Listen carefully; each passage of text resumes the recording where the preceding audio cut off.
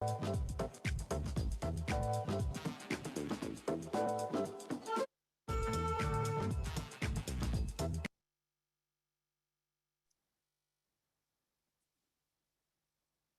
everyone. Good afternoon. My name is Catherine Michael, and I am one of the 3 co-directors for the Litton Center for History and the Public Good, along with Dr. Kyle Livy and Dr. Heather McCarty. And on behalf of the 3 of us, I'd like to welcome you to our talk titled At the Intersections, Race, Religion, and Sexuality Intertwined. While we'll have a proper introduction of our speaker in just a moment, I'd like to first read you the mission statement for the Litton Center. The Litton Center considers the ways that the study of the past can help shape the present and future.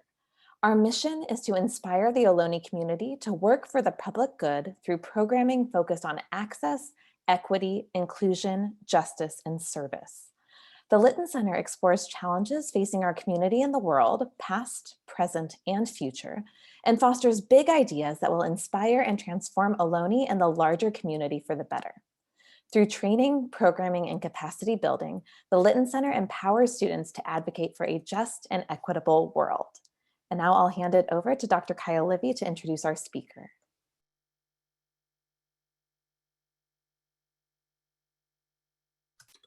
Thank you, Dr. Michael. It's our honor to introduce our speaker for today, Dr. Joshua Moon Johnson.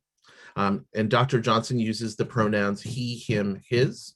Dr. Johnson is an award-winning author, activist, and educator with nearly 2 decades of experience as an educational administrator and consultant. He serves as Dean of Student Services at American River College and as a managing partner at PMJ Consulting. Joshua has published multiple books. His first book, Beyond Surviving, From Religious Oppression to Queer Activism, was a #1 bestseller on Amazon.com for gay and lesbian activism. Joshua's other books include Authentic Leadership, Queer People of Color in Higher Education, and his newest book, Queer and Trans Advocacy in the Community College, which will be released in 2021, this year, with Stylus Publishing. Joshua has previously served as Assistant Dean and the Director of the Multicultural Student Center at the University of Wisconsin-Madison, and as the Director of the LGBT Center at the University of California, Santa Barbara. Jonathan received a doctorate in higher education and LGBT studies from Northern Illinois University, a master's degree in student affairs and diversity from Binghamton University, and a master's degree in marketing analysis from the University of Alabama. Joshua has served as a board member or in a leadership position for multiple educational and social justice organizations, including NASPA, Student Affairs and Higher Education, Multiracial Knowledge Community, and Asian Pacific Islander Knowledge Community, the Sacramento LGBT Community Center, and the Association of California Community College Administrators. Joshua is from Mississippi, but is happy to call Sacramento, California his home. Let's give a welcome to Dr. Joshua Moon Johnson. Thank you so much for that wonderful introduction. I so appreciate all that you've done, Kyle and Catherine, for the work that you've done at Ohlone College, in the Litton Center, and for welcoming me into your community to hang out with y'all here today. I am super excited to be with all of you today. I am Joshua Moon Johnson. I use he, him, his pronouns. And as we get started today, I definitely want to take a minute to thank our ASL interpreters. I appreciate all the work that you're doing to make sure that this event is accessible as possible.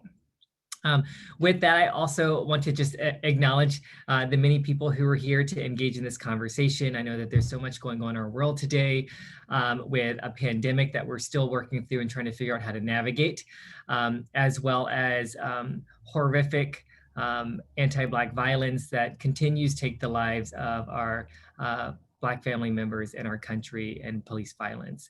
I also want to acknowledge and think about the anti-Asian violence that continues to happen as well. And so as we approach this space, those things are heavy on my mind, on my heart, as I approach this conversation, as we do ground this in equity and social justice. I appreciate all of the work of the Litton Center and the conversations around equity and social justice, not just at the higher education and collegiate level, but also in our community.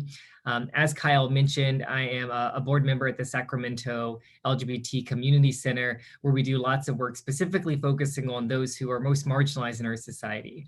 And I greatly appreciate the honorarium from Ohlone College. And just want to also acknowledge that I am happy that I'm in a privileged place that I can donate that to the Sacramento LGBT Center to better support queer and trans youth who are trying to navigate homelessness.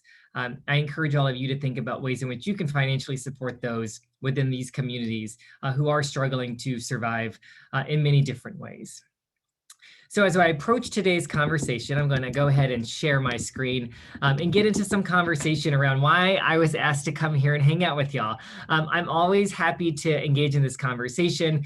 The title of this is At the Intersections, Race, Religion, and Sexuality Intertwined. To me, this has been a personal endeavor, a personal moment, a reflective moment, but also much of my life's work at that same point too. As we jump into this conversation, as we think about anything in our country, but also specifically around issues of equity and social justice, it's so important that we acknowledge the history of how this country got to be here, as well as the history of higher education. For me, living in Sacramento, I want to acknowledge the space and land that I occupy. And this is where my college was established, as well as for me, not as an Indigenous person in the land in which I take up, and how colonization has impacted that. And so we want to acknowledge this land that we occupy. For me, it's the Nisenan and Maidu and the Miwok nations. These are sovereign people. They are caretakers of this land. And genocide and occupation has impacted these people, and they continue to be vibrant, resilient tribes and bands, whether federally recognized or unrecognized. I want to take this time to acknowledge those generations that have gone before me, as well as those who are presently still here in this place, in this land as well. And I know that many of us are coming from all over the place. So I think that that is important that you do that research and understand what land you're occupying.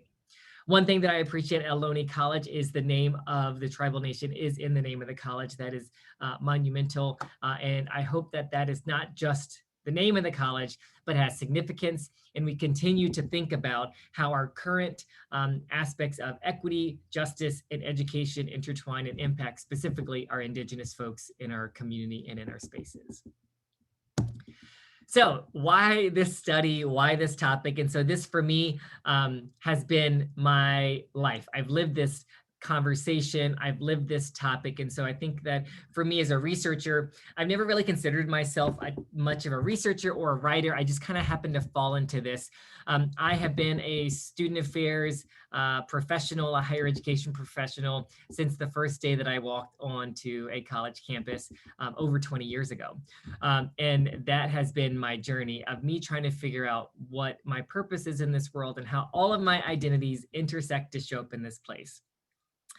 So I want to tell you a little bit about what this study is and how we got to this point as well. With that, what do we mean by religious, spiritual, racial, and sexual identity development? Assumptions around conflicts and challenges for people living this life, especially for those who are young adults and in college. And then how do they come up with strategies to be successful? And then how can we all people apply this and move forward with actions? I don't just research for the sake of knowledge. I research for the sake of knowledge, skills, application, and liberation and justice and transformation within our society. So I want to make sure that anytime I get a chance to talk about a topic like this, I want to leave some actions that we can all move forward with as well. So with that, I will definitely tell you a little bit about my research from my dissertation to my first book and how that's continued, but also I'm happy to share personal aspects of my own life and how this has impacted me. I remember as I first started talking about this research, someone asked me, is this research or me-search? And it was totally me-search. I feel like I have personally benefited from having this as a topic of my research as an educator and as a practitioner. So I feel very honored and privileged that I get to talk about this for decades since being in this world. With that, before I jump into some kind of academic-y types of things as well, I just want to kind of set the tone with this. So to tell a story around how I got involved with this. I was at Northern Illinois University, and this was about 2007. I was coming to terms with what my sexual identity was at that time too. As Kyle mentioned, I grew up in Mississippi, from a small town kind of on the coast of Mississippi. My mom is Korean American, a woman who immigrated to the US in the 1970s. My dad's a white American military-ish man, and then both of them are ordained Pentecostal ministers, and so my life was grown up in the Pentecostal church. Hallelujah. And that's still a huge part of who I am and how my world perspective and my views and my purpose has been framed. I grew up believing much of what you would expect out of an evangelical fundamental environment. I also had to learn how to navigate Mississippi as a multiracial, femme, queer, gender non-conforming person understanding the world. And so I think around these many identities and never feeling like there was a space that I actually fit in was something that I thought about a lot. With my racial identity, in Mississippi, it was, you were many times white or black, or there was very little in between. And for being Asian, one of the very few Asian American families or interracial families, for being multiracial, that was a complication with where do I fit? I'm the youngest of 5 kids. We also did homeschool, so most of my socialization was my family. I have 2 older brothers who are pretty gender conforming boys, as you would say, 2 sisters who are pretty gender conforming women, females who are very feminine as society expected them. And I was neither of those and both of those at the same time. And I had a very loving family, but also I just never felt like I fit within those binaries of this is what boys do and this is what girls do. And for me, being the youngest of 5, it was always the space that I tried to figure out how to navigate. And then as I grew into understanding I had attractions to men and boys, what was that supposed to be as a young adolescent and then an adult? And so as I walked into this office and I asked my dean of the College of Education at Northern Illinois University, Dr. Lemuel Watson, who is still a wonderful friend, mentor, and writing partner. I said, do you want help with any research? I plan on applying to the doctoral program, but I want to get some research experience. And he says, I think I want to research something around gay Christian students. And my heart just kind of stopped. My stomach turned sour. And I was like, oh my gosh, I can't do this. Like, this is something I'm trying to figure out at my point in my life too. And I agreed to it because I didn't want to ruin my chances of getting into this doctoral program. So I agreed to do this research, and that started as an independent study where I supported the dean of the College of Education and turned into the position to where I was able to write, turn into my dissertation. And then the first time I knew that this was something that was more than just what I needed to hear and what I needed to know, I went to present at NASPA annual conference, the National Student Affairs Conference. And this was probably one of the first time that I was publicly sort of outing myself as a queer person or non-hetero person. And I went in to do this presentation. The room filled up. More people came in, they sat on the floor. People were standing outside of the door waiting to hear this talk. And over 300 people came to hear me do my presentation around Christian students who were in same-sex relationships. And the numbers of emails and people after that who came up to me and affirmed this work helped me feel like I was not the only one alone in this journey. That was my motivation to keep doing this work. And so that was a pivotal point in my life, a scary point in my life, but super pivotal with that too. So before I jump into kind of the research and the applications and some of the stories and narratives that I hope to share with you today, I want to set a little bit of context.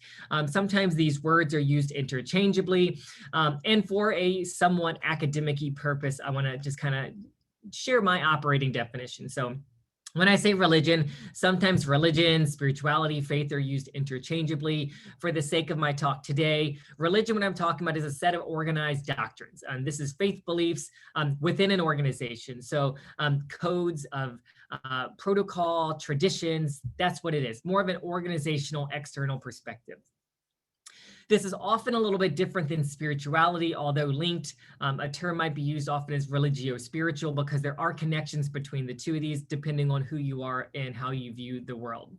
But the definitions that I choose to use are by Palmer, the ultimate understanding of what's real in our lives, exploring the larger questions in life, which is deeply linked to purpose.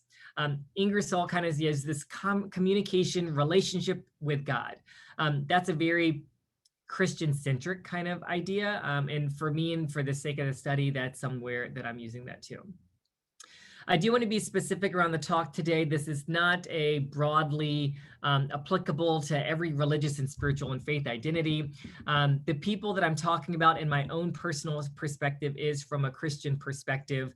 And I acknowledge that does not represent everyone in this community on this call. And so I want to start with that. And if that does make you feel excluded because there are many things that are Christian dominant and Christian privileged, I apologize for that. And also I am happy to collaborate to explore conversations like this from a more religiously pluralistic perspective as well. With that, as I'm talking about a race, I'm talking about specifically folks who are Black, Indigenous, other people of color, specifically African American and Black, Asian and Asian American, Latino, Latinx, multiracial people. Unfortunately, the study did not include folks who openly identified as Indigenous or Native American. Oftentimes we say things like LGBTQ, which is very wonderful, and I appreciate the community. I do want to be specific and name what I'm talking about. This study and this conversation largely focused on same-sex relationships, so we didn't get as deep into gender identity and expression. When I was talking to the interviewees, I did ask, are you gay, lesbian, bisexual, queer identified? And more specifically, have you or are you in a same-sex or similar sex relationship? However, many of the participants do now identify as trans and non-binary, but that wasn't really where we explored for the sake of this talk today. A theoretical perspective, and I don't want to spend a lot of time on this, but for folks who are really academic and kind of want to know, like, how'd you get to this point, or what is this, or what is that? Here are some of the theories that I use to kind of get me to that point. So one is around faith development. I appreciate Fowler's faith identity development, which kind of talks about as you grow into this world, how does your faith evolve and develop? And one of the specific areas is individuative and reflective. And that's where many of the folks were in this place. Honestly, that's where I was when I approached this place too. I did and I do identify as Christian. Christianity and my relationship with Christ is very central to who I am. However, what that meant for me as a 15-year-old versus what that means for me now as a 39-year-old is different. And I think that has evolved as I've evolved. When we look at gender and sexual identity, I really appreciate Diogenes' work on lifespan development and how we evolve as people and relationships with our families and with other people as well, that this changes as we evolve through life as well. As we think about race and ethnicity, specifically Finney's ethnic identity development, this is very general, not super specific, and broadly identifies to folks who are probably non-white, non-European, growing up in like Eurocentric environments to where you're kind of forced into white supremacist ideas of thinking and you believe those, and then something happens, you're like, that's messed up and that's racist, I don't believe that. And then you push that away. But then at some point you kind of come to this understanding that there are multiple contexts. This is justice oriented. This is intersectional with that as well. And that's kind of the ways in which I approached my work in my life at this point too. As I started this study, it really was around specifically Christianity and same-sex relationships. And most of the people I talked to, and also kind of my lived experience growing up as a multiracial Asian American person in Mississippi, it's just very hard to separate race and ethnicity and culture. This kept coming up as I talked to people. And so for the sake of my dissertation, I kept it specifically and simplistically, sort of simplistically focused on race, on sexuality and religion. But as soon as I finished, I said, there's a theme here around race and culture, and I must talk about this. It's not easy to separate. I'm gonna stop and have some coffee because I'm talking too fast.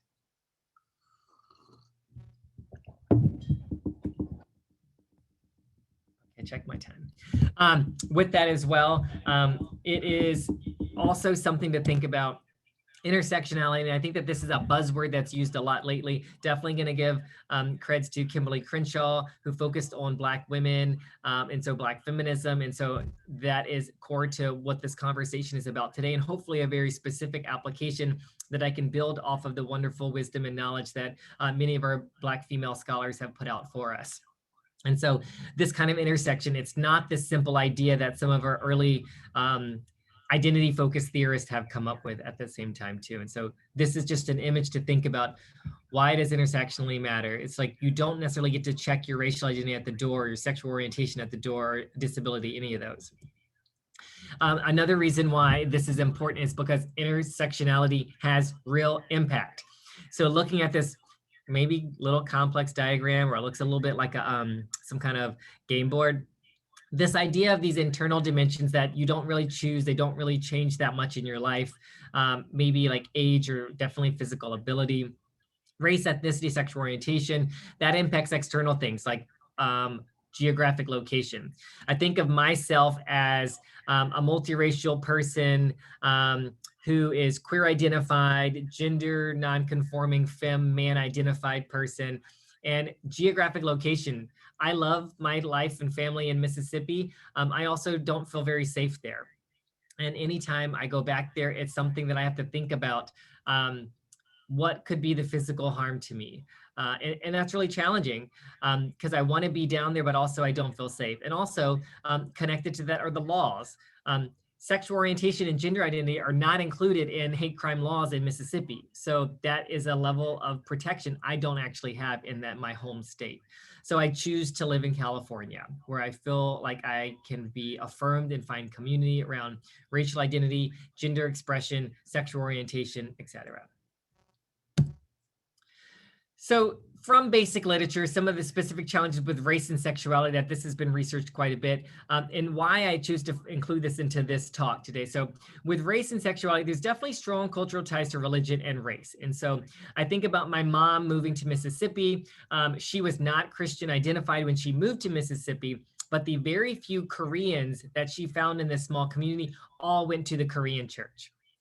The Korean church was more than just a religious space or a spiritual space. It was a community space. And if she wanted to be around anyone else who spoke the same language as her, she kind of had to go to that Korean church. And that's very similar for many of the folks who are coming from culturally minoritized or marginalized backgrounds.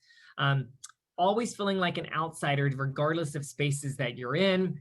And the challenges of finding a place or a campus or a society where you have aspects of commonalities and you don't have to explain yourself, or you don't have to have this guard up around, is someone going to microaggress me based off of my gender expression or my religion or my race, any of the above. Other challenges that often come up around lack of role models, lack of media depictions, and this constant exhaustion from battling racism, homophobia, heterosexism, or even religious intolerance. And this is always the educator, and it can be very exhausting. And this religious intolerance, this definitely applies to folks who are non-Christian. So I think about my Muslim friends or my Jewish friends or other non-majority faith identities in this country. Religious intolerance, specifically with evangelicals, is very tricky and nuanced. And that has been an ongoing debate around, does Christian privilege apply to evangelicals? I say yes, maybe some social stigma, social stigmatization, but not oppression by any means. So I wanted to share a few narratives from some literature as we get started today. And these were things that, as I read many, many books on this topic, a couple that popped out that I thought were important. So one that this person, Carrie, shared, when I first came here, I tried to reach out to the LGBSA. And when I went to one of the meetings, it took me half an hour just to work up the courage to walk into the room. When I got there, I saw I was the only Black person and no one said anything to me. One of my white friends went with me the next time, and everyone talked to him and was so friendly. It really woke me up to the white gay community and racism. And this is something that is still true today. And this was from a college student's perspective in 1994, which is a long time ago. However, I will affirm that this is still pretty true today in many spaces. So me coming from Mississippi, I moved to California about 10 years ago. And at that point I was single. And this was the first time I was like ready to date or something like dating. I had not been in any romantic relationships. And I showed up and I went to the Castro and I thought, you know, coming from small town Mississippi, like this is a safe place for me as a queer folk and space for me as a multiracial Asian American person, which you would expect to blend in the Bay Area. However, in that space, I was microaggressed and mistreated more times for being Asian American than I think any other place in my life. And it just really woke me up to understand what racism looks like in the queer community, or I should say gay community or white gay community. The ways in which people tokenized, exotified, and treated me as a femme queer Asian person like was such a complicated space for me because I thought that finally I was going to be in this environment where I was fully embraced and included with that as well. I won't even get into the stories around Grindr and the comments around like no fats, no femmes, no blacks, no Asians, which is still super common with that as too. Well, that's a whole nother talk that we don't have time to get into right now with that as well. For the sake of time, let me do my time check. I will carry on and not read this next quote, but it's also kind of in line with that as well. So I want to share a little bit around these people's stories that I had the honor to talk to. And so for me, I never had intentions of writing this book. I did my dissertation because I knew I wanted my doctorate degree. I loved working in higher education, and people told me like, oh, if you're going to work in higher education, get a doctorate degree. So I did this study because I was kind of felt forced into it, but then I really liked it. And for folks who've done a dissertation, people often say, once you write your dissertation, you never want to look at it again. You want to shove it in the closet or ProQuest or wherever it goes and not think about it. And I finished my dissertation that was really studying Christian students in same-sex relationships. I put it away. I wore my little cap. I got my doctorate degree. I became the director of the LGBT Center at UC Santa Barbara. And I just kept thinking about these narratives. And I interviewed probably about 30 different students from all around the country. And I couldn't stop thinking about these narratives and these stories and these people who, many of them I still talk to today. And it felt like I benefited because I got this dissertation done. I got my doctorate degree. I got a director level job at a Research One institution. And what did these students really get out of this? I guess maybe they got to tell their narrative and someone listened to them for a couple of hours. But I knew I needed to do more with that. And so I said, I called my friend and advisor and mentor, Lemuel Watson, and said, I think I need to publish this book. I just can't stop thinking about these stories that people need to hear. So he guided me to be able to publish this. So this kind of small sec that I want to share with you today, I just pulled a handful of narratives from a couple of the different students that I spent some time with to really tell their stories. And I echo these stories. These are many times very true to things that have happened in my life. Also, some of these things are very different when they happen in my life as well. Even though I identify as a bi-Q-TPOC person, our experiences are different. I'm multiracial with white American. I have proximity to whiteness. I benefit from whiteness. I benefit from sometimes white passing privilege. Also, by the time I came out or whatever, self-identified as queer, I was an adult with a steady income with a doctorate degree, pretty much. Most of these folks were kicked out or found out at 15 or 16 years old who didn't have financial stability or emotional stability or community. So definitely different perspectives. So although I feel connected to these stories, they're not all my story as well. So I hope you had a chance to read some of these narratives. So Jim, this was a student I talked to. Of course, I made up all these names. These are not their real names. 21-year-old Filipino-American identified as Catholic. Joseph was a Mexican-American Catholic. Katie was a Korean-American Catholic. Caleb was a Black African-American multiracial who went to an AME, African Methodist, I can't remember the Episcopal maybe church. And then Lewin was a Vietnamese American, former Catholic, but then atheist. And so there were multiple other folks, but this talk is an hour, so I limited. So a few of the themes I want to share with you today, and hopefully we can at least get a little bit into the meaning of the narrative. And so I categorized today's talk into 4 different specific focuses. So rejection, missing the church, a strained relationship with God, and self-hatred.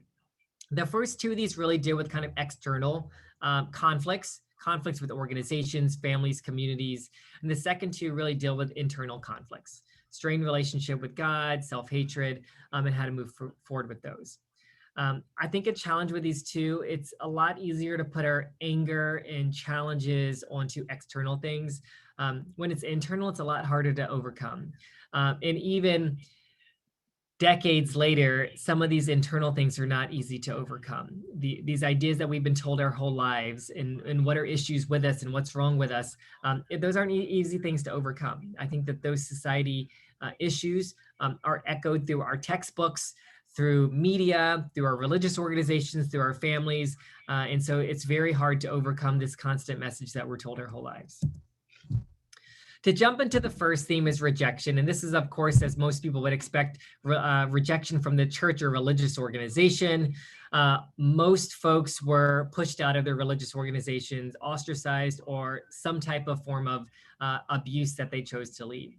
This also included close Christian friends who cut them off or forced them out.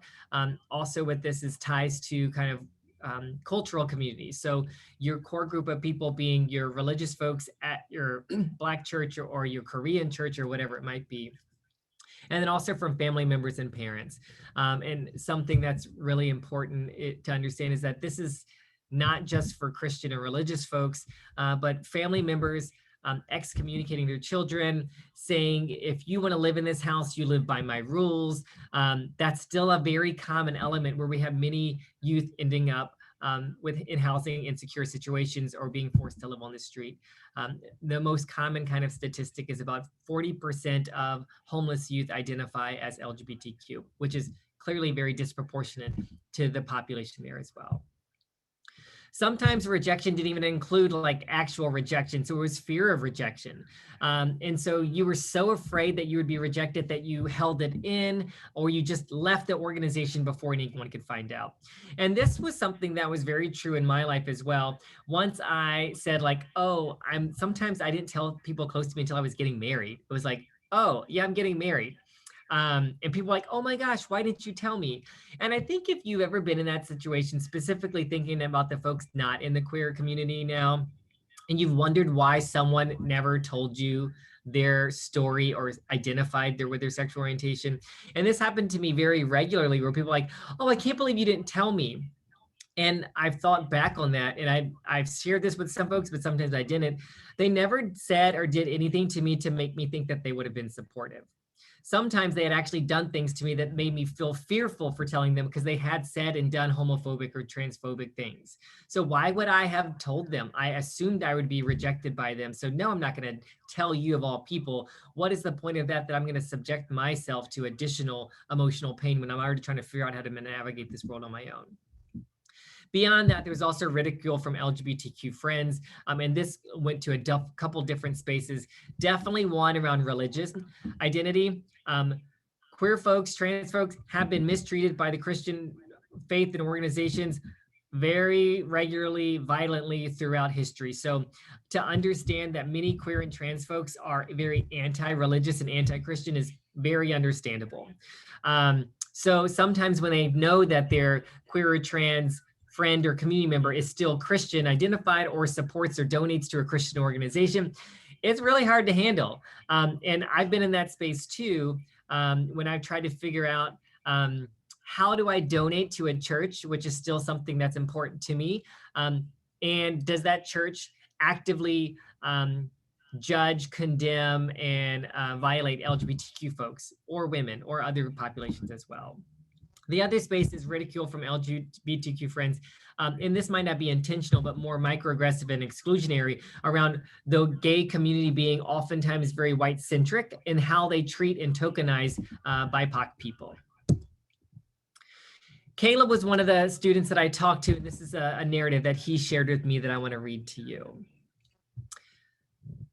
Caleb shared. I went to a predominantly African-American church. I wasn't out at the Black church, but I have a love for that church and for the members in that church. But if I would come out, it would be a whole different situation. It would be a whole different story if they knew about my sexuality and who I was. And I can't put myself in that position to where I won't be welcomed in a place to where I feel that I have a relationship with God. Caleb was pretty clear that this was going to end the way that he assumed. And later on in his narrative, it sadly did end the way that he assumed, and it wasn't a positive experience for him. This often sticks with me as I was been deeply involved in the queer community, especially in activism spaces, and people tell folks like, oh, you need to tell your parents, you need to come out to them because you have no idea how they're going to respond, which is true to some extent. Some people very clearly know how their family or church will respond to them. And so it's not always their obligation to come out to everybody as well when you know how it's going to end. I think about my own story, and I probably was almost 30 before I very clearly self-identified to my family. And I know they love me, but I also know exactly how they would respond to that situation. And they did. And so I had to wait until I was emotionally able and okay with me losing my family. And that's a really hard thing to still say, but I knew that that was a real possibility that when this happens, I won't have a relationship with them anymore. And that's what many of the participants had to come to terms with as well. Jim also shared that being ostracized by other folks. And this is something that he was able to share with me. They always criticize me for the fact that how can I be this way and still believe in God? So knowing that they live with someone such as myself, who is both gay and Christian, I think that kind of makes them wonder when I say I'm going to go to church, like, oh, why? You know how can you? God frowns at you.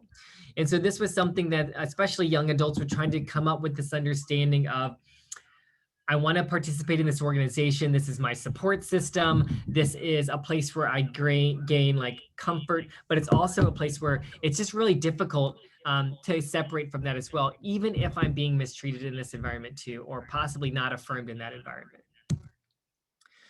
As many people, most of the folks that I talked to, they did leave the church in some way at some place. And with that, when they did, the church was something that was hard for them to leave. It's a source of hope that's no longer available.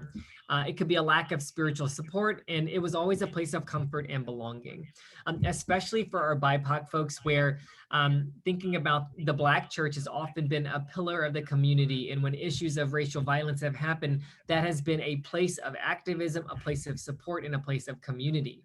And if you are queer identified or trans identified, you often might not have that space to go to find affirmation. And so for queer folks of color, when you have faced racism, you might feel like you have nowhere to go because the church would have been that place to go to as well. My own personal experience, I have been deeply involved in church and churches throughout my entire life. Always been involved in different youth leadership roles, volunteering, community service. And as I've gotten older, it's been much more difficult as more critical I am of religious organizations, that I still actively go to church. It's still such a centering place for me where I get spiritually fulfilled, but I'm very hesitant to take any active role in a church and organization because I know that many of our, especially kind of pop culture churches, they will welcome you and not openly critique you. But if you wanted to serve in a leadership role or lead a community group, and they find out you're queer identified, you won't be allowed to do that. So I've kind of been hesitant to continue to be involved in more than just kind of a basic level at these churches. So currently in my life, I attend 3 different churches in small ways because I get a little bit of something from each one of them. However, that's difficult for me because for most of my life, I was so used to being the church was my community, and my closest friends all came from the same church as well. And that's not really where I am in my life now too. And that definitely, it makes me sad. And I feel like I'm missing some elements of my life because of that. Katie shared this story with me as I was talking to her. And so she says, I'm gay, so if I go to communion when my priest is doing mass, he'll not give me communion because gay people are not sanctioned, which is really hard because it's like after 18 years of belonging to the same church and being around the same people, they're okay with the church snubbing me. Once I start having a same-sex relationship, I just stop going to church. And this person, like, not only was it like the doctrine or the practice of the leadership of the church, she was also really hurt by the community members who she felt like accepted it and dismissed it. The other part is a strained relationship with God was another thing that people had talked about, of not even the issue with the church or the religious organization, but more so just, I have issues with like me and God, and this idea of the spiritual relationship and what's going on with that as well. And some of it was angry with God. Some of it was feeling like God was hating you. And these were things that people were told their whole life. And so Joseph shared this with me. And so the first emotion that, I felt that a lot of people feel in this situation is anger. I was too pissed, pissed off to put up with God. It's like, oh, well, F this and F that, and F the people that believe it too. And then, I kind of get to this like grieving stage where, you're sad and you miss it. And, you're trying to feel, or I'm sorry, or trying to find like something. This was common, especially when we think about folks who are responding out of anger. And I think that this has been much more talked about, this trauma-informed care, that most of these folks have been traumatized, and so they respond with anger because of this pain and this rejection. And this one, it does talk about suicide. I just want to give people a heads up on that one, which is sadly a very common element throughout this entire book. So Lewin had shared this with me. I knew what I was taught was wrong. It was strange. That made me think that it was bad. Then I tried to ignore and deal with it. It didn't go away. Where I come from, spiritually it's wrong. It's a sin. If you live that way, you go to hell. And that's what I was subscribing to at the time. I was trying every way that the church had told me to try to combat these feelings of sexuality, from prayer to counseling and this other stuff. And nothing was really working out well. I guess that moment of where everything or something had to give was when I realized I was very suicidal.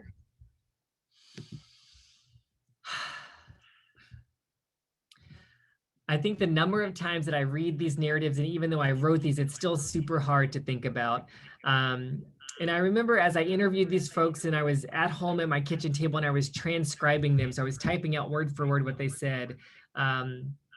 Hearing it again and typing it out, I would just bawl at my kitchen table trying to put these words down. And I often think about the people who I interviewed who were strong and resilient, and they made it in some way into a place of activism and some form of self-love. And I think about the many people who didn't even make it to that place where I was able to interview them, knowing that many of these folks don't survive, and it is suicide that is the end for them as well. And that's heartbreaking. And I think that we continue this work as well. And when I think about conversion therapy, which people probably have seen in some of these movies like Praise for Bobby or Boy Interrupted, I think that was the name of the film with then that's very, very real and true. And this is still very common in many states in our country, where conversion therapy, where people that goals like pray the gay away, or there's different like electric shock techniques, or these supposed like masculine counseling techniques to get people to not be gay. And these were ideas that I ascribed to for decades. I remember probably first beginning to pray around 12 or 13 that I would be healed, or demons would be cast out, or somehow I would just have the strength to resist what that was. And this happened for me for almost 15 years. This was a prayer every day, many times. And I wore my Christian True Love weights ring from 16 until almost 30, where I was living this idea that I had to be celibate. I would never be involved with folks romantically, or whatever that idea would be. And what I also realized is my Christian prayer life was almost 100% focused on me not having same-sex attractions. And to me, that also was this idea of, that's probably not great to have that to be the center of my relationship with God either. And so probably in my early 20s, I started to pray a different prayer. I started to pray that I would be who God wanted me to be. I would pray that I would have the strength to do what God wanted me to do, and I would understand and fulfill his purpose. And you know what? That was kind of my neutral prayer. And then I was able to kind of move forward and to center my relationship on me doing God's work and me serving others and me loving others, versus me purely 100% focused on this supposed sin that I believed.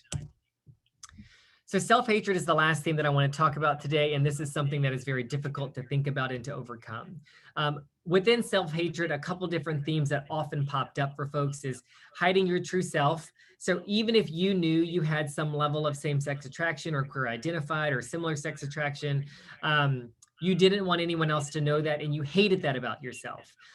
This also easily correlated to gender expression and gender identity. So beyond wanting to be romantically or sexually involved with folks of the same sex and gender, it was also, I don't want to be a feminine man, or I don't want to be a masculine woman, because that was just as wrong or bad. And that was one where society would definitely reprimand you for acting out of gender conformity.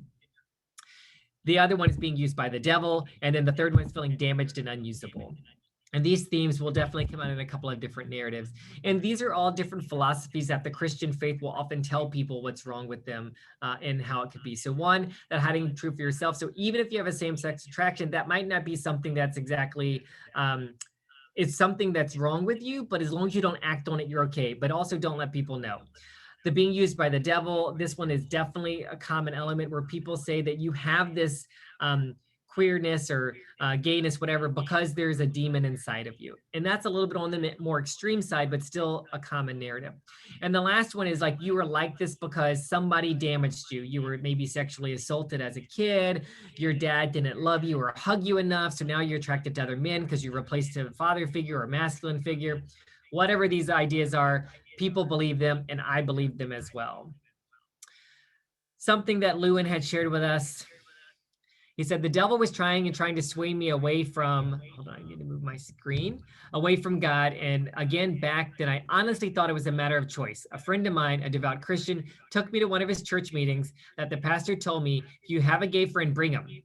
Then he started saying, God loves you. And then he went on and how it's your choice.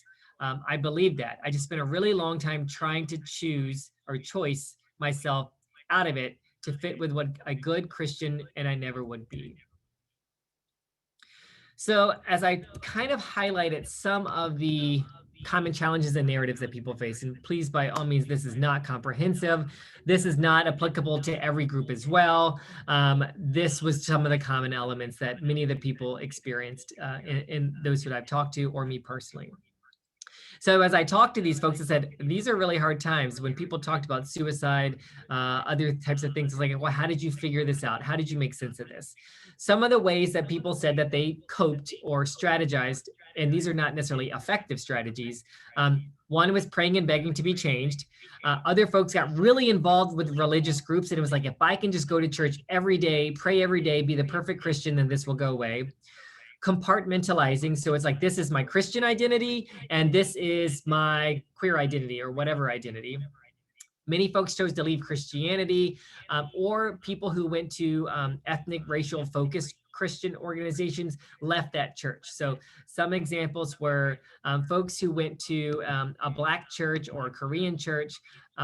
They would often say, well, I'm going to go to this open and affirming church, which is a church that is, they have those rainbows in front and they say all means all and it's LGBT friendly. However, a challenge with most of those is they're very white focused and white dominant. And so people had to choose, am I going to go to my Black church and be with people of their same racial ethnic group with me, or am I going to go to this white church because it's affirming? And that's very much where I am more so today too. The open and affirming church I go to is a place that I don't feel super connected demographically, but I appreciate their focus on social justice and their aim to be inclusive. Other folks' coping strategy was sadly substance abuse, and so the pain was so much that people chose to cope with drug and alcohol, and that often led to addiction and often overdosing with that as well. And so that's a very difficult and a very common element within the queer and trans community. Another place is binging riskier sexual situations where people would not be sexually active for a long time because it was shameful and felt bad. And then at some point they would get exhausted and be like, whatever. And they would just go out and have lots of sexual partners really quickly, regularly, and often in riskier ways. And so not using different types of protection, other types of ways too. So as I want us to think about what can we do and how can we help folks in this community find peace. So whether this is you personally, whether you showed up to this talk because you have a friend or a family member in this situation, or maybe you go to an openly affirming church and you want to understand how to put some of this into practice to transform your religious culture. I wanted to share a few nuggets that people said were helpful to them in these types of conversations and these types of situations. One is time. It doesn't happen overnight. It takes a long time to process through a lifetime of negative socialization. One of the students that I interviewed, he was working at the campus LGBT center at his college. He was the president of the Pride Student Club. His birthday was on October 11th, which is National Coming Out Day. And he always told people, I was meant to be gay because I was born on National Coming Out Day. And I interviewed this person 3 times, and each time he got more real and more vulnerable. And at the end, you know, he even said, like, I really wish I wasn't gay. I wish I could change this. This is something that I don't like about myself. And this is someone who is very out, openly gay queer leader on campus. And so it's not something that you come out, you put on your rainbow bracelet, and all of a sudden it's gone. And this is something that's true to myself, that I remember within the first year of me being the director of an LGBT center, I had this moment where I just kind of had an emotional breakdown and cried uncontrollably and was so torn up around me being in this profession and even me having these ideas that possibly I was causing these younger youth to go to hell. And that's something that I had to work through. And so, and probably at this point, I probably shouldn't have been in that job realistically. I was still doing too much of my own work. Other things as we move to wrapping up, mental health professionals, and specifically those who have expertise and understanding of intersections of identity, specifically with racial identity, spiritual identity, and queer and trans identity. Of course, a support system is wonderful. So talking with friends and family, someone who can be a support system to you, especially as people have dealt with self-harm regularly, having someone close to your life where you can call and say, I'm not feeling this now. I need someone to be with me. I'm not sure what I'm going to do. Many folks talked about living independently. And so folks who lived at home or in those kind of spaces where they needed to just get away, like a change of scenery, whether that's moving from one environment to the other, moving from family's home to a residence hall, that was huge for people just to kind of have this new starting over. And that was very true for my life as well. I grew up in Alabama, Mississippi and Alabama my whole life. I was always deeply embedded into evangelical, anti-LGBT environments. And when I was 22, I moved to upstate New York, not even like the queerest part of New York, upstate New York. But I moved there, I started working at a university, and I started a master's program in social sciences. This was one of the first times I was taking social science classes. I took things around critical feminist theory, critical race theory. I met a faculty member who was openly queer identified and was a multiracial Black femme man. And that kind of changed, like, oh, wow. And he was the first person that I'm pretty sure that I told that I was not heterosexual. And I came out to him in a paper that I wrote. And so that was another space to where, like, I saw someone who looked like I could connect with. And I took a class where someone said, there's not something wrong with you. Other things that were important to folks too are wellness activities. Sometimes the pressure is too much, the pain is too much, and you just need to decompress in self-care and wellness. And I know self-care possibly has come to this like buzzword that gets maybe like thrown around thinking about millennials and Gen Xers. But sometimes, especially for folks coming from marginalized and traumatized backgrounds, it's essential to survival. And so folks talked about expressions through arts, writing, painting, music, dancing, running. Find that for you and understand where you might need an outlet. Folks who didn't have these wellness activities, it was very easy to turn to drug and alcohol abuse because it was a quicker way to fill some processing of pain. Positive portrayals, I think that I named similarly as well. When I was growing up in Mississippi, I don't think I saw or knew queer people. The one memory that I remembered was this person who played the piano at our church that people said he was gay and had AIDS. I don't know if either of those things were true, but that was the narrative that I heard growing up. There wasn't really much media representation when I was growing up. So I was thinking about, how do we do that now? What are important elements of that? So of course, personal relationships is wonderful and essential, but other things like shows where they talk about this, movies and literature. So those of you who are able to create literature and inclusive curriculum, this is essential to survival, not just academic equity. Finding group support. Of course, many folks feel like they're alone, especially if you're coming from a small town or a very white town. You already might feel isolated racially, and then you feel isolated because of your queer or trans identity. Critical thinking and academic knowledge. Most folks, including myself, taking a sociology class or taking a feminist studies class or ethnic studies class is life-changing.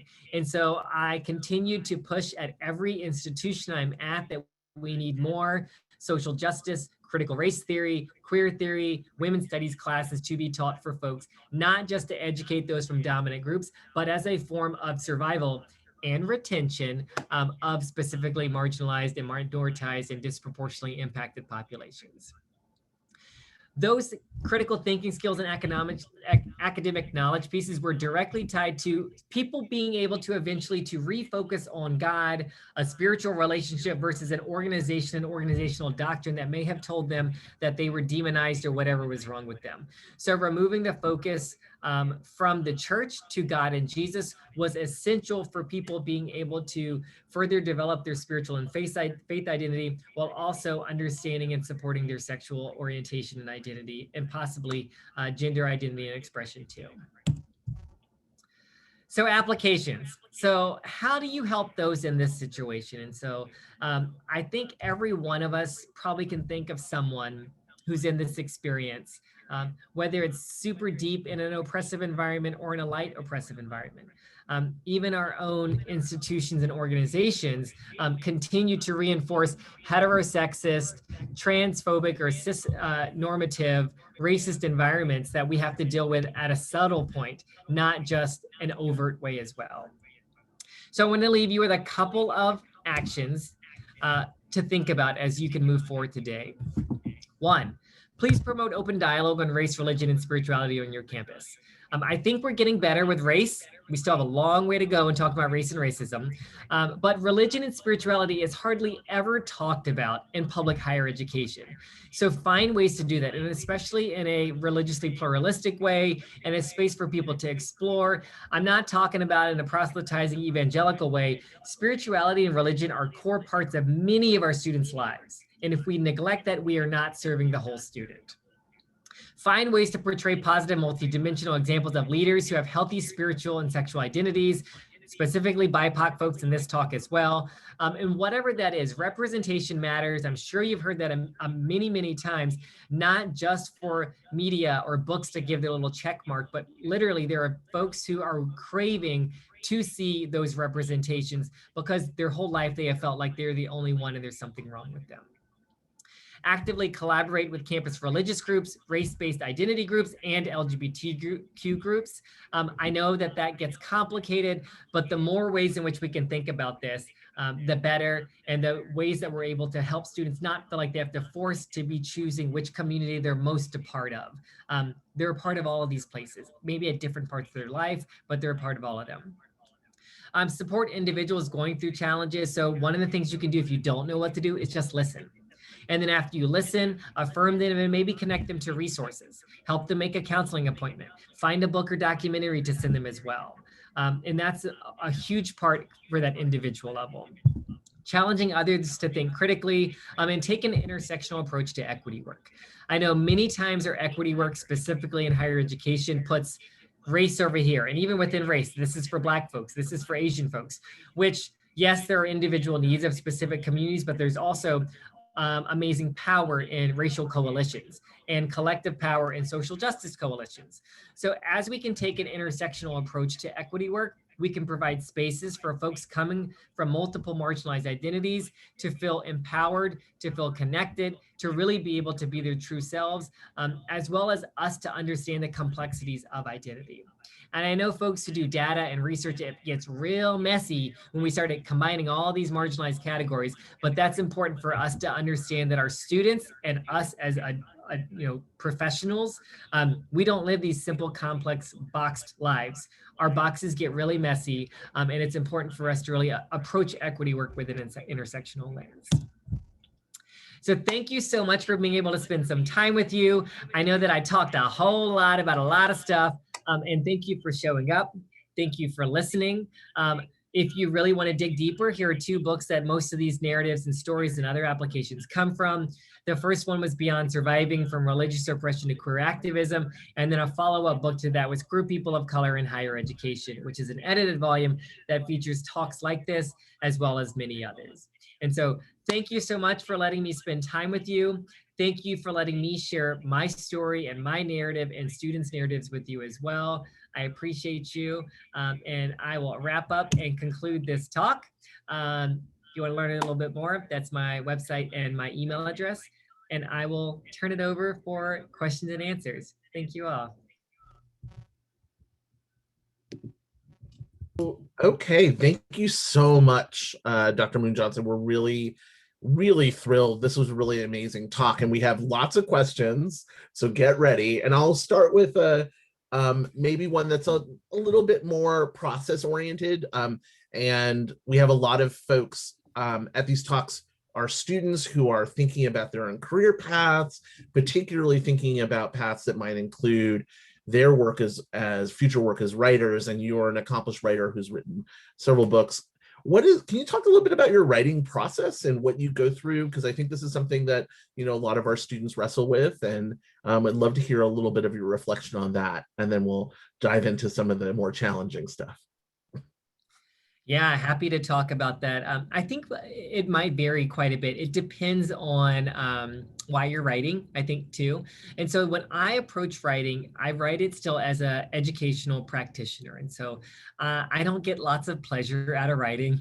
That's not who I am. It's not my form of enjoyment or process.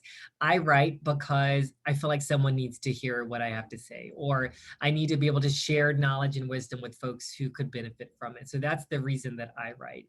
And so one example, whenever I got to American River College, where I first served as the Dean of Equity Programs for a couple of years, one of my first tasks was to help create a Pride Center. And it was a wonderful experience. I got to collaborate with Dr. Emily Mitchell, our faculty coordinator, and we launched a wonderful Pride Center. And people kept asking us, how did y'all do this? And so we did presentations at multiple conferences. We helped consult on other other colleges. And at some point, we're like, we should just put this all in a book and put it out there. And it was like, oh, okay. So for me, it was like, well, what do people need to know? And we just made an outline and we started filling it in.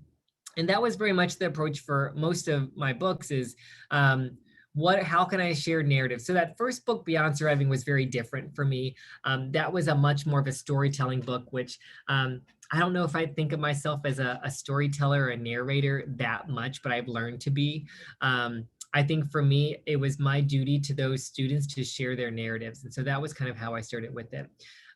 My practical approach to writing is I make a lot of outlines. I do a lot of organization before I sit down to write. And so to me, it's a process-oriented direction. Okay, so I'm going to start with the thesis, then I'm going to move to my outline, then I'm going to move to like little nuggets, and then I'm going to put things into paper. So realistically, by the time I sit at my laptop and start writing, it flows out. It's all there. So I write really quickly when I'm writing, but the times when I'm not writing, I'm organizing, I'm outlining. Sadly, when I should be sleeping, I'm awake at 4 a.m. thinking about all these narratives that should go down on paper.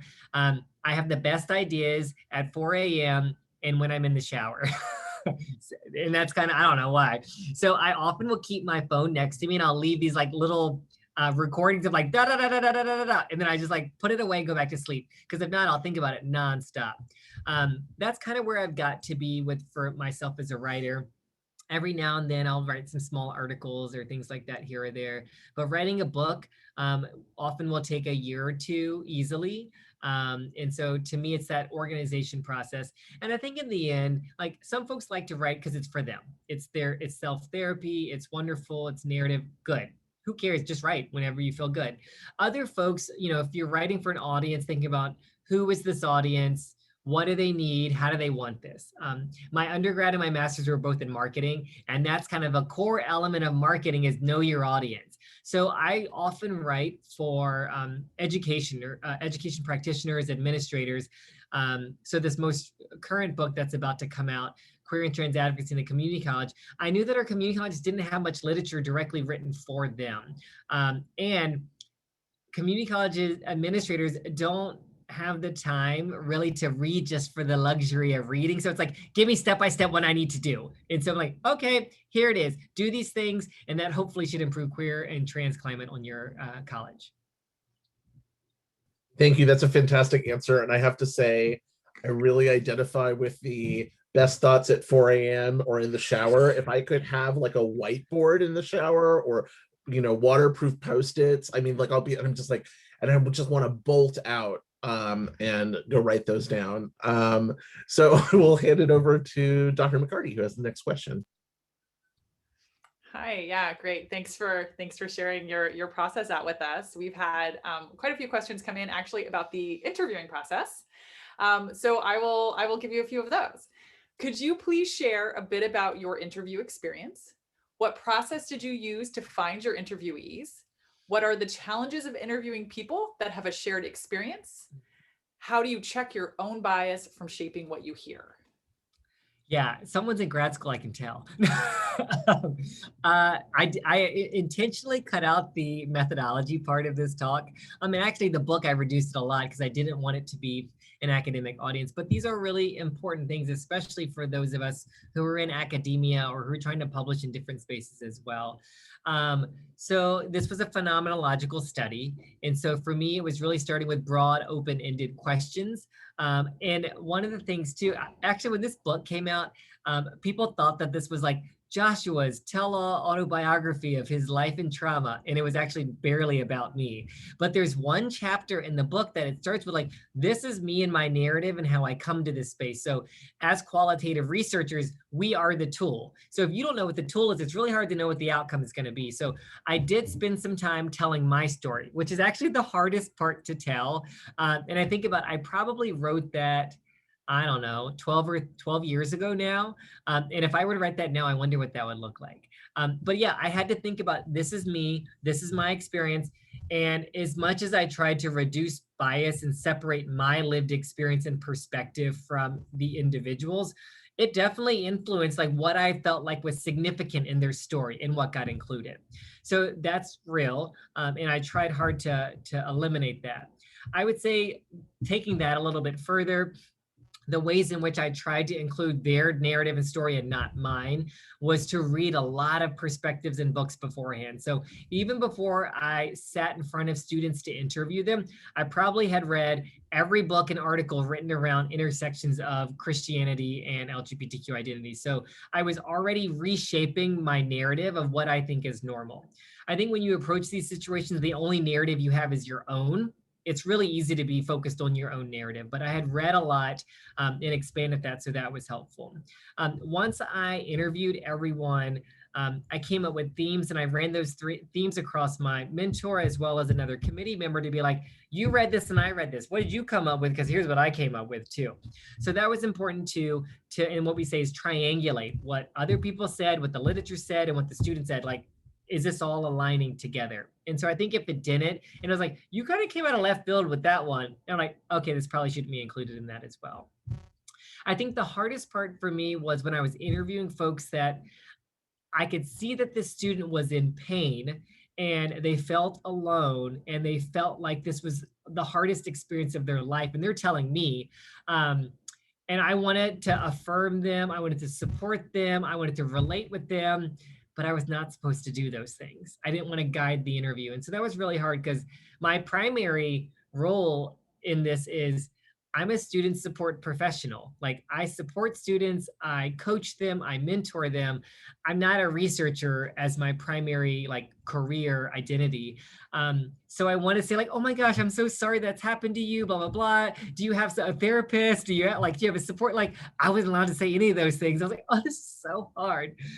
So that was definitely a complication with that as well. And I think the other part of the question was, how did I find these folks? my networks. And so fortunately, I was pretty involved and still to be mostly involved with NASPA, which is the National Association of Student Affairs Professionals. And in that too, I knew a lot of folks who were directors and coordinators in LGBT centers and multicultural centers, especially folks who went to religious schools. And I put out announcements, used Facebook to find folks as well. I actually even got IRB, which is Human Research Board, to like approve that I'm not doing unethical things, to allow me to use Facebook to filter. And I think it's different now, but at that time you could filter by folks who identified as Christian and identified as a man who's into men. That was like a thing in 2007. 2007, 2010, 11. I think I did this kind of research over 3 or 4 years. And found folks that way too. And I would message them on Facebook like, hey, can I interview you? Like, you creeper, leave me alone. So, but that was definitely the way I found folks. But it was this kind of snowball effect is what we say too. I found one person like, do you have other friends or people in this circle? And they're like, okay. But I do remember one of the first times I went to a Pride student club, and I was making a 10-minute announcement about this study and seeing if someone wanted to interview. And I was so like emotionally raw and confused for myself at this point. I was kind of panicking that I had to go to this LGBT student club and out myself and talk about this research. So those were hard steps for me as a younger professional and grad student trying to figure that part out. Because I was still working on my own identity development. So that was a long and a very hard journey for that part too.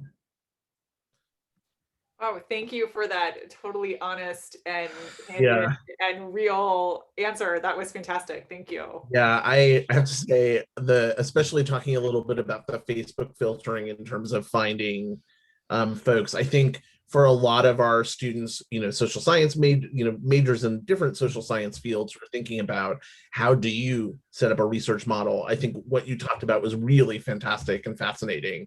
So Heather asked in her question a little bit about challenges about having or working with subjects that are that you have a connection to, in a sense of not just in terms of you want to provide them with support, but also share some intersections with your identity as well. What are some of the assets of that, of working and doing research with subjects who come from or may have similar experiences to you based on your identity? Yeah. Well, I think that as a researcher, there's no perfect scenario with this as well, because if someone who hasn't personally experienced some of these things, it would be difficult to even come up with the right questions to ask people. And even once you have like a question guide, an interview guide, you have follow-up questions, say, tell me more, expand on that. Like if you don't have a very deep understanding and knowledge, it's very hard to get deep and authentic with it as well. The other thing is I'm asking these students really personal and hard questions as well. And so even though I didn't show up and say, hey, I'm queer identified and Christian and stuff too, I think most people assumed that I had some relation with this. I think it also helped that as the time I started doing this research, I think I was 25. I typically, when people look at me, they assume that I'm probably not heterosexual. And so I think that there's that level of comfort of like, okay, this person's not much older than me. I'm assuming they're probably queer. So I feel a little bit safer to tell them. If it was someone who was this white, masculine, straight looking man who's middle-aged, who showed up, was like, tell me about the first time he had sex. Like, that'd be real creepy. Like, and I'd be real scared too. And so it's like, there are definitely assets to me having shared experiences, identities with that too, that is helpful with it. And yeah, I really did have to ask folks those questions because one of the questions that we asked was like, after the first time you were sexually active, what was that like for you emotionally? And it was really hard for folks to talk about that, of course. And many of them went into these kind of like emotional spirals and locked themselves in their dorm for 3 days and cut everybody off and like binge drank until they passed out. Cause it was like this moment of like, my life has changed. I'm damned to hell now. I don't know what to do. And that was a real sad narrative to hear, but also a really important and powerful narrative that I wanted to tell too.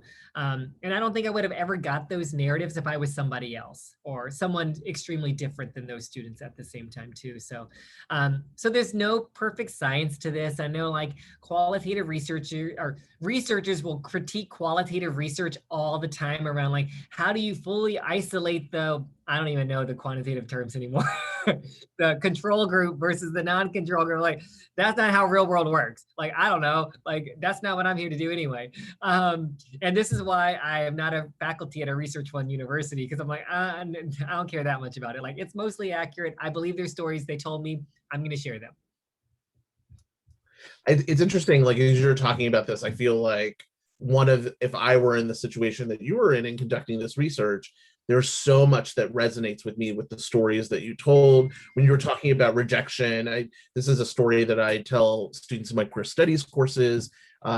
When I was a high school student and I was wrestling with my sexuality and what was my sexuality, I would shoot baskets like basketball. I'm terrible at basketball, full disclosure. So this did not work out well. Instead of praying, I didn't pray, but I would shoot baskets and I would say, if I get this basket, I'll at least be by, because I thought maybe then I could pass. And again, terrible at basketball. So here we are. But when hearing the story, it's like, well, I'll tell that story to students. They're like, oh, that is so sad. Like, I feel sad for you. And I was like, but that is something, like I have a story like this too, and it creates and builds community, right? Where people are wrestling, you go through a process. And so listening to your response, it helped me to realize too, that it's not just in the research area, but it's also in our work with students that we can build places where students can hear their experiences, like, for example, in this talk. So that was really a really incredible response. Thank you. Thank you for sharing that. I just think about like these silly stories that we told ourselves. And so one small story that you made me think of is I went to undergrad at the University of South Alabama in Mobile, Alabama. And then I was going to grad school at the University of Alabama. And at that point, I was 20, I think, trying to figure out my life. And gender expression and sexual orientation get so blurry, especially like young adults, it's very confusing. But I remembered I listened to country music all the way up there because they would make me more butch. And let me tell you, I know. Turns out I only listened to Shania Twain the whole way. Right. That's right, exactly where I was going. Yeah, didn't help me either. We should talk more about that later. Heather, why don't you pick up with the next question? Okay, I will go into the next question, which is actually a little bit of a deviation from the subject of your talk, but I'm going to ask it on behalf of this person anyway, because I think it's a great question.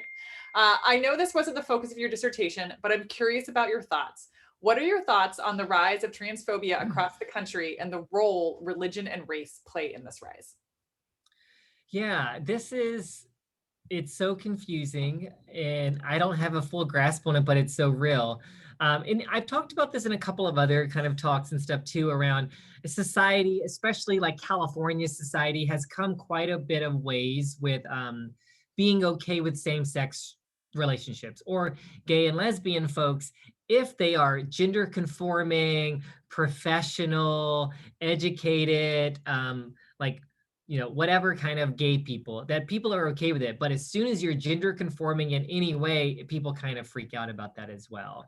And I think about like the rise of hate crimes, specifically targeting, I don't even want to say rise, the rise of us knowing about and hearing about anti-trans violence is there and it's real. And the number of times that I have been hate crimed, sadly, no one stopped and asked me like, who's your sexual partner or what's your identity? No, I was dressed pretty femme and whatever people read me as, I was assaulted because of my gender non-conforming identity, not really my sexual orientation. And so although we've made a lot of progress for understanding and supporting gay and lesbian people, there's still so much work to do around trans rights, non-binary folks inclusion. And that's like decades still of so much work to do as well. And I think a lot of the focus there too, and this was challenging, a decade ago, and we were talking about same-sex marriage in California, and that was the pinnacle of LGBTQ rights. whereas things like employment discrimination and housing discrimination and violence towards trans folks is still very present today in 2021. In my home state of Mississippi, trans folks have no protection with housing rights. And so you can be kicked out of your home for being trans and you have no rights. And that's not just Mississippi, that's pretty common in many states in our country. And just last year, employment discrimination was overturned by the Supreme Court for gender identity. So there's so much more work to do. I think with that, it's so deeply embedded, and I don't even think it's really a religious thing or a racial thing. I think that many folks are against it, and they use like ideas of religion to reinforce social ideas. There's not tons of things in like the Bible that even talk about trans issues or binary issues or whatever it is too. So people just kind of pick and choose what they want.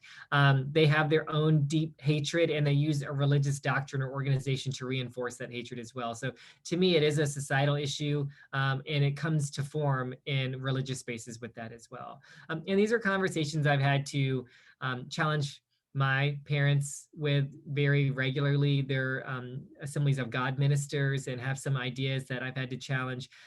Surprises, kind of thinking about this intersections of race and culture and religion. My mom is an immigrant from South Korea. She was always very affirming of my gender expression. She put me in ballet as a kid.